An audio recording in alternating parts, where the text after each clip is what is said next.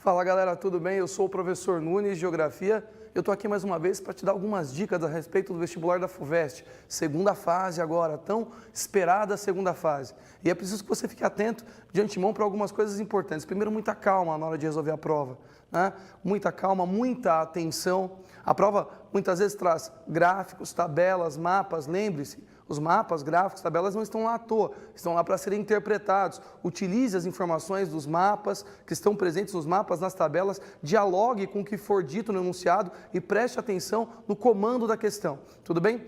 Hoje eu trouxe aqui para você um tema recorrente do vestibular da FUVEST, que são os movimentos migratórios, tá? Além de ser um tema tradicional, tem sido, nos últimos anos, um tema muito cobrado, uma vez que os movimentos migratórios, tanto em face da globalização, como de muitos problemas globais que nós temos assistido, o avanço da pobreza, das perseguições religiosas, das perseguições políticas, do terrorismo, as diferenças socioeconômicas, enfim, tem feito muitas pessoas migrarem no mundo. Nós estamos vivendo hoje um dos maiores fluxos migratórios da história do planeta, tá bem? Então, vamos começar a conversar um pouquinho, mas antes de falar dos movimentos migratórios, é importante que você relembre alguns conceitos importantes. Primeiro, o que são migrações? Migrações são deslocamentos espaciais, deslocamentos no espaço geográfico.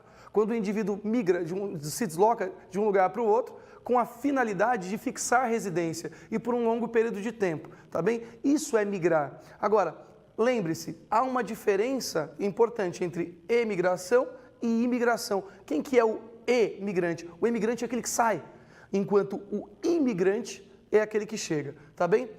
Refugiado. Quem é o refugiado? Ora, o refugiado é um tipo especial de imigrante que lamentavelmente se vê obrigado a sair do lugar onde vive por um motivo de força maior. Como o próprio nome sugere, o refugiado é aquele que foge. Muitas vezes, se ele permanecer no território onde ele está, ele pode acabar morrendo, ok? Então, o refugiado, ele é uma categoria especial de imigrante que recebe um tratamento especial pela ONU e pela Agência das Nações Unidas para Refugiados, que é a Acnur. Via de regra, a ONU aconselha que o refugiado ele deve ser acolhido, por uma questão humanitária, lógico. Bom, muitas vezes também as provas trazem informações a respeito dos movimentos pendulares. Os movimentos pendulares são um tipo de movimento populacional específico e muito característico das grandes regiões metropolitanas, como é o caso da região metropolitana de São Paulo ou do Rio de Janeiro, onde o indivíduo ele mora em um município e acaba trabalhando no outro, e realiza esse vai e vem diário, um movimento de vai e vem todos os dias, de onde ele mora para onde ele trabalha. Esses são os movimentos pendulares. Cuidado, não confunda movimentos pendulares com migrações sazonais ou transumância. As migrações sazonais ou transumância é a mesma coisa, são deslocamentos num determinado período do ano, numa determinada época do ano. Um exemplo clássico é aquele indivíduo que trabalha no plantio ou na colheita da cana-de-açúcar, mora, por exemplo, nas periferias das grandes cidades nordestinas e é chamado a trabalhar sempre nos períodos de plantio ou colheita. Se desloca, fica 1 mês e meio, 2 meses trabalhando, acabou o trabalho, ele retorna para o seu lugar de origem. E isso se repete todos os anos, sempre no mesmo período, migrações sazonais ou transumância. Agora, lamentavelmente, em função da intensificação dos movimentos migratórios e da intolerância, o crescimento da intolerância no mundo tem crescido algo que os autores em geografia da população chamam de xenofobia. O que seria a xenofobia? Cuidado, nada tem a ver com racismo, tá? A xenofobia tem relação com a aversão à condição do indivíduo ser um imigrante. Ele pode ser africano, ele pode ser latino-americano, ele pode ser asiático. O fato dele ser um imigrante é o que gera essa aversão. A xenofobia tem muito a ver com a desconfiança de que o indivíduo ele pode roubar o emprego, ele pode trazer mais violência para a cidade, ele torna a cidade mais suja. Esse sentimento de aversão, de desconfiança ao imigrante, xenofobia, que é comum em várias partes do mundo. Hoje está muito presente na Europa, mas nós temos esse sentimento, inclusive, aqui no Brasil, com relação aos fluxos migratórios recentes que têm se direcionado ao nosso território, tá bem? E a Acnur, lembre-se, é o Alto Comissariado da ONU para Refugiados, a Agência das Nações Unidas que lida com a questão dos refugiados. Bom, passados esses conceitos importantes, vamos falar um pouquinho da migração para o Brasil. Antes de falar um pouquinho das migrações mais recentes, lembre-se, o Brasil sempre foi local de intensa emigração e imigração. No caso da imigração, nós recebemos aqui no passado, especialmente no último século, povos de diversas nacionalidades. E aí você pode se perguntar, mas por que o Brasil sempre foi local de atração de imigrantes? Primeiro, porque o Brasil tem grande extensão territorial, porque durante praticamente toda a nossa história nós precisávamos de povoar o território. Até hoje nós temos vazios territoriais, vazios populacionais ao interior do Brasil, vazios demográficos. Durante muito tempo, alguns ciclos econômicos, né, atraíram pessoas de diversas partes do Brasil e até de fora do Brasil para alguns pontos específicos do território. Foi o caso do ciclo do café, aqui na região sudeste do país. A abolição da escravatura, né, que fez com que houvesse a necessidade, lógico, por parte dos grandes cafeicultores da época, de continuar atraindo uma mão de obra barata para trabalhar nas lavouras de café. Algumas crises econômicas e políticas que afetaram alguns países da Europa também serviram de fator repulsivo para que essas pessoas saíssem de lá e viessem para cá. E também incentivos estatais. Durante um período em que o Brasil precisava de imigrantes, o governo brasileiro incentivava mesmo, em alguns casos, doando pequenas propriedades de terra aqui no centro-sul do Brasil para servir como estímulo à imigração. Agora, nem tudo são flores, nós sabemos. Alguns pontos são desfavoráveis. Por exemplo, o Brasil nunca foi um país muito organizado para receber imigrantes. Isso muitas vezes desestimulava a vinda de pessoas para cá. O clima tropical, não que isso fosse um empecilho, mas era um elemento dificultador. Pensa vocês que pessoas vindas da Europa, de territórios mais frios, tinham dificuldade de se adaptar ao clima mais quente do nosso país. Necessidade do pagamento da viagem. Historicamente, aqueles que vieram, por exemplo, no ciclo do café, especialmente os italianos, muitos descobriam que tinham que pagar suas despesas de transporte, passagem até aqui, quando chegavam no território brasileiro, tá bem? E a recuperação, é lógico, dos países progressivamente, logo após a Segunda Guerra Mundial. Muito bem, passados esses fatores, quais foram os principais fluxos migratórios ao longo da nossa história que chegaram até o nosso país? Primeiro, os alemães, no período de 1850 a 1871, lógico, eu estou tratando aqui o maior fluxo de imigrantes alemães. Vieram basicamente para o sul do Brasil, alguns vieram para São Paulo, se fixaram no que hoje é Santo Amaro, mas principalmente para o sul do Brasil, no estado de Santa Catarina. Fundaram cidades importantes que até hoje conservam uma característica alemã, Blumenau, Joinville, enfim, que hoje são cidades belíssimas e turísticas. Os eslavos, entre 1872 e 1886, vieram principalmente para o estado do Paraná, tá bem? Os italianos, segundo o maior fluxo migratório, né, foram, na verdade, os mais numerosos depois dos portugueses. Os italianos vieram para cá para substituir basicamente a mão de obra escrava nas lavouras de café. Chegaram aqui, saíram da Itália, na verdade, porque a Europa estava em crise, especialmente a Itália estava em crise. Quando vieram para cá, substituíram a mão de obra escrava no café, mas também trabalharam na vinicultura, ou seja, no cultivo de uvas para a fabricação de vinhos. E deixaram uma herança cultural bastante expressiva para nós. Se fixaram aqui em São Paulo, mas também no sul do país de uma maneira geral, principalmente entre Santa Catarina e o Rio Grande do Sul. Fundaram cidades como Farroupilha, Bento Gonçalves, Garibaldi, cidades importantes do Rio Grande do Sul. E por fim, os japoneses. Ora, por que os japoneses vieram para o Brasil? Perceba que os japoneses vão vir basicamente aqui no período entre guerras, entre a Primeira e a Segunda Guerra Mundial. Vieram para cá por causa da guerra. O Brasil é a segunda maior colônia de japoneses do mundo. Nós temos uma fixação de japoneses muito grande aqui no nosso território. E onde esses japoneses se fixaram? Isso é bastante importante, até porque 110 anos do primeiro grande fluxo de imigrantes japoneses que vieram para o Brasil este ano, 2018, pode ser que caia. Então, onde os japoneses se fixaram no nosso território? Veja bem, no Vale do Paraíba, aqui em São Paulo, e no Vale do Ribeira, e também no interior norte do estado do Paraná e oeste do estado de São Paulo. Ora, isso aqui muita gente lembra. O que a maioria esquece é que eles também foram para a região norte do país. Se fixaram no Vale Médio do Rio Amazonas e na Zona Bragantina, no estado do Pará, onde foram cultivar pimenta do reino. Tá bem? Beleza? Agora, esses que eu destaquei são fluxos históricos.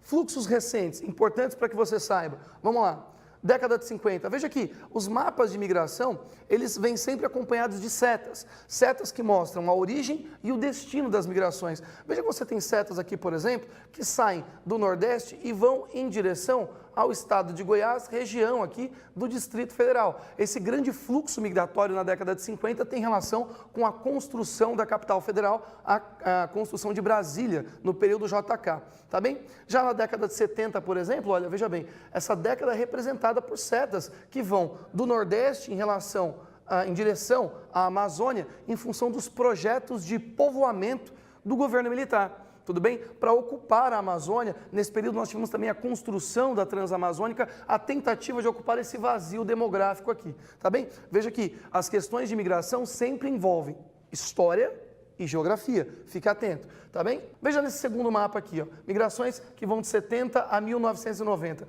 Veja, na década de 80, nós temos setas que saem aqui do sul e vão em direção ao centro-oeste, algumas delas inclusive alcançando aqui um pouquinho do norte do Brasil, tá bem? O que são essas setas? São os chamados sulistas, agricultores, né, do Rio Grande do Sul, que passaram a migrar para o interior do país em busca de terras mais baratas e maiores para continuar praticando agricultura, uma vez que tem havido nas últimas décadas intensa valorização das terras do Sul, tá bem? Além disso também, projetos de mineração, como o projeto Carajás, o projeto Jari, projetos de mineração que atraíram trabalhadores de diversas partes do Brasil, lógico, principalmente do Nordeste, que sempre foi o maior polo de saída de pessoas, de evasão populacional no Brasil, para estas áreas onde essas minas passaram a ser exploradas, tá bem? Bom, passo aqui para o próximo mapa, um mapa que vai mostrar para a gente a migração a partir da década de 90, e a década de 90 eu tenho fluxos migratórios importantes, né, bastante recentes. Veja, nós temos a desconcentração ou descentralização industrial, a indústria brasileira saindo dos grandes centros metropolitanos, como São Paulo, Rio de Janeiro, e migrando para o interior do país, tendo em vista os chamados incentivos fiscais, principalmente, a redução de impostos, o que atrai essas empresas para o interior. Isso faz, inclusive, com que, recentemente, nas últimas décadas, tenha havido um maior crescimento das cidades médias do que das grandes cidades. Lógico que isso percentualmente, não quantitativamente, mas tem havido um maior crescimento das cidades médias. Outra coisa importante também é a expansão da fronteira agropecuária para o interior do Brasil. O cultivo da soja, do milho, do algodão, principalmente no centro-oeste, e também a criação de gado, principalmente o gado de corte, tem feito com que muitas pessoas tenham migrado para o interior do país, em busca de trabalho, uma vez que essas regiões têm apresentado maior crescimento econômico. E quero ressaltar para você também esta seta que sai aqui de São Paulo e Rio de Janeiro e vai para o Nordeste. Você pode estar se perguntando, professor, mas quem está migrando de São Paulo, do Rio, para o Nordeste? O próprio nordestino, que veio para cá em décadas anteriores, por algum motivo não conseguiu prosperar economicamente e, em função da saturação desses grandes centros urbanos, está retornando para o seu local de origem. Isso é chamado migração de retorno e tem relação direta com os nordestinos, tá bem? Bom, agora vamos falar um pouquinho de outros fluxos migratórios atuais, mas de imigrantes que vêm de fora do nosso país, de outros países em direção ao nosso território. Eu falei para você de alguns fluxos tradicionais, mas o que a FUVEST pode perguntar? Quem são os fluxos atuais e o porquê? Veja, nós estamos recebendo muitos haitianos no Brasil. E por quê? Olha, o Brasil participa de uma missão de paz, né, liderada pela ONU, chamada de MINUSTAH. O Brasil é o principal exército que atua nos projetos da busca pela paz no Haiti. O Haiti, nós sabemos, é o país mais pobre da América inteira e um dos países mais pobres do mundo. Sofre com instabilidade geológica que gera terremotos, vulcanismos, isso agrava a situação socioeconômica, foi uma colônia de exploração, é um país muito pobre, com grandes guerras civis. O Brasil foi lá para diminuir essas tensões sociais e ficou lá por 10 anos. Isso gerou uma proximidade entre o Brasil e Haiti, tudo bem? E isso também fez com que uma grande quantidade de haitianos tenha vindo para o Brasil, principalmente aqui para o Centro-Sul, especialmente São Paulo e Rio de Janeiro, tá bem?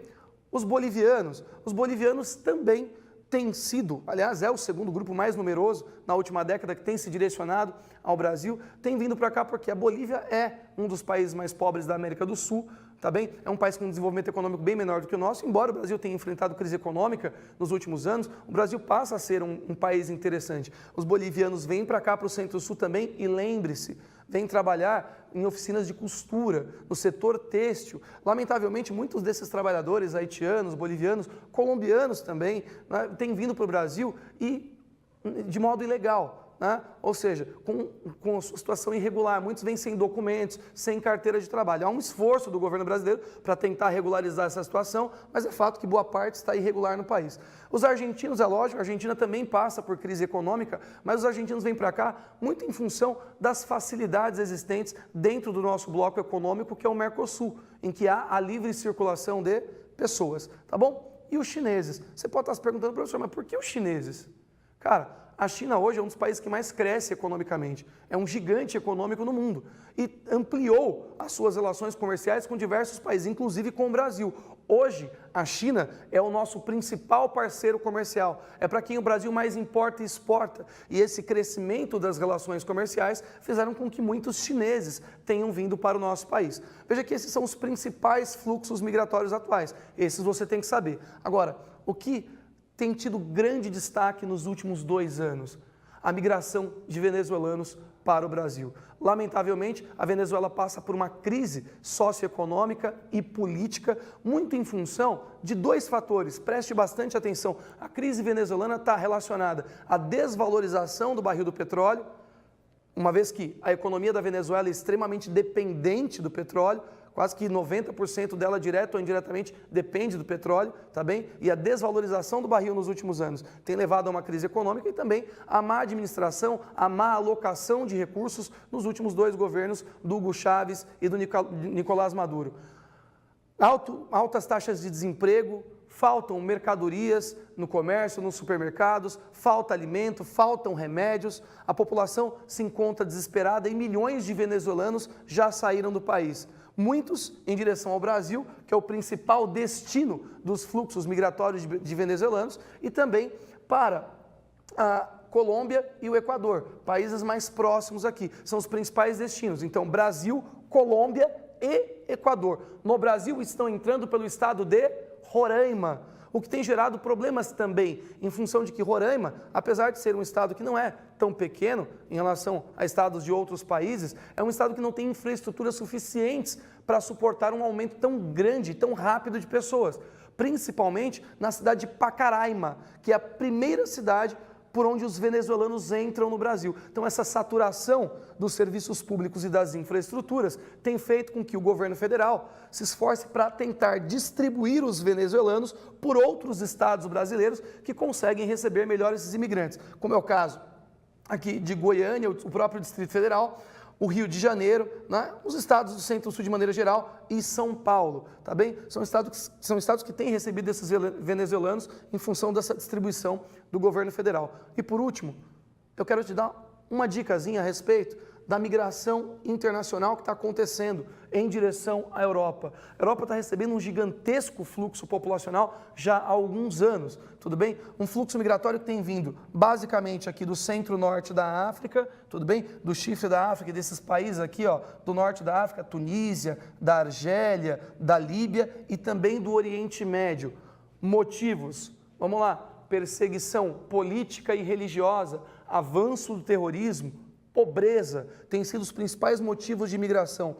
Pontos de entrada, lembre-se, Estreito de Gibraltar, entre o norte da África e o sul da Espanha, veja, uma área de proximidade territorial, e, lógico, o Mar Mediterrâneo, que é o principal ponto de passagem, por onde os imigrantes tentam chegar à Itália e à Grécia. Ah, mas eles querem permanecer nesses 2 países? É lógico que não. A intenção é subir para os países com maior desenvolvimento e maior infraestrutura, por exemplo, a Alemanha, tá? A Bélgica, enfim, os países de maior desenvolvimento econômico. E por terra, os imigrantes que vêm do Oriente Médio, principalmente da Síria, do Afeganistão, do Iraque, muito em função do avanço do terrorismo, né, e das guerras civis nesses países, estão tentando migrar por terra pela Turquia. Lembrando que a Turquia é um país que tem o seu território em 2 continentes, tanto na Ásia, no Oriente Médio, quanto um pedacinho na Europa, o que facilita a entrada. Tá bem? Galera, essas foram as dicas que eu tenho para te dar. Mais dicas você consegue encontrar lá no portal do Objetivo, www.objetivo.br. Eu desejo para você uma excelente prova e a gente se vê na lista dos aprovados. Tchau, tchau.